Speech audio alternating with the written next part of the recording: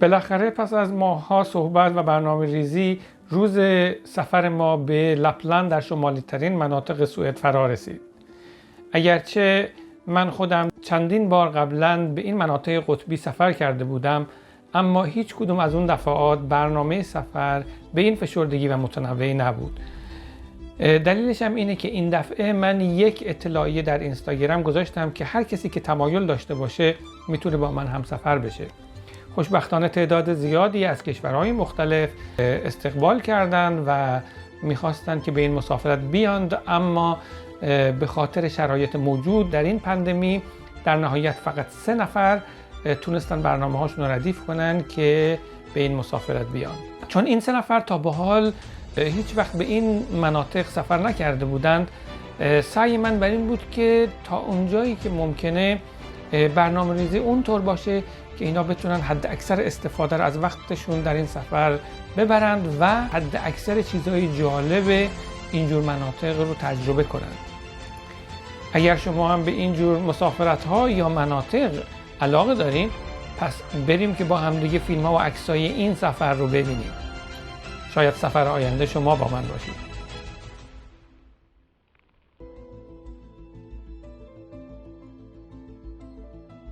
مسافرت ما از استکهلم پایتخت سوئد شروع شد. اگرچه رفتن با آنجا با ماشینم امکان پذیره، ولی برای صرفه‌جویی در وقت ما این مسافت 1200 کیلومتری رو با هواپیما رفتیم. از فرودگاه با ماشینی که برای 1 هفته اقامتمون کرایه کرده بودیم به محل اقامت 2 شب اولمان که کمپی بود کنار دریاچه‌ای واقع در یک جنگل رفتیم. کمپ کلبه‌هایی در اشکال و اندازه‌های مختلف داشت. در کوچکترین و ساده ترینشون فقط 1 تخت وجود داشت و مجهزترینشون شامل دستشویی، حمام، آشپزخانه و تمام لوازم اون، ظروف و اتاق خواب‌های مختلف بود.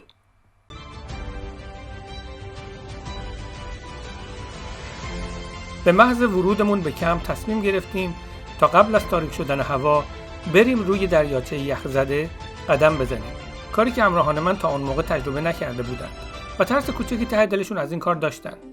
ولی بعد از این که گفتم ضخامت یخ اونقدر هست که حتی میشه با ماشین روش رفت و دیدن 10 نفر دیگه قبل از ما اونجا روی دریاچه بودن، اونها هم جرأت کردن و اومدن. یکی از انگیزه های سفر به مناطق قطبی در زمستان دیدن شفق قطبیه، چون این پدیده خارق العاده و بی‌نظیر جوی فقط در مناطق قطبی و فقط در ساعات تاریک شب‌های زمستان قابل رؤیته که گردشگران رو از سراسر جهان با امید دیدن خودش به این مناطق میکشونه که دیدنش فقط در صورت داشتن شانس ممکنه. اولین شرط دیدن شفق قطبی بودن در نزدیکی یا ماورای مدار قطبیه. خب ما اینجاییم. خب چک. دومیش تاریک بودنه که در این مناطق فقط در زمستان‌ها شب‌ها هوا تاریک میشه. اوکی، اینم چک. سومیش صاف بودن هواست. اینم چک. ولی هنوز هیچ تضمینی برای دیدن اون وجود نداره. چون چهارمین شرطش فعالیت‌های شدید سطحی خورشیده. این فعالیت‌ها که بعضی اوقات شامل انفجاراتی در سطح خورشیدی باعث میشه که خورشید پرتوهایی از گازهای باردار الکتریکی که اسمش پلاسماست به فضای اطراف پرتاب کنه. چندین میلیارد تن پلاسما از خورشید خارج میشه که بهش طوفان خورشیدی میگن که با سرعت 8 میلیون کیلومتر در ساعت به طرف زمین میان. مقداری از این پرتوهای پلاسما وقتی به زمین میرسن به وسیله 2 قطب مغناطیسی زمین جذب میشن و از اون 2 قطب وارد جو کره زمین میشن. اون گازهای باردار در اثر برخورد با اتم‌های موجود در جو مقداری انرژی به صورت نور از خودشون آزاد میکنن که معمولاً به رنگ سبز دیده میشن و همون شفق قطبی هستن. بیشک میتوان گفت که ما بسیار خوششانس بودیم، چون در اولین شب اقامتمون همه این شرایط با هم جور شد و آسمان نمایشی خارق‌العاده از بازی نور شفق قطبی به اجرا گذاشت.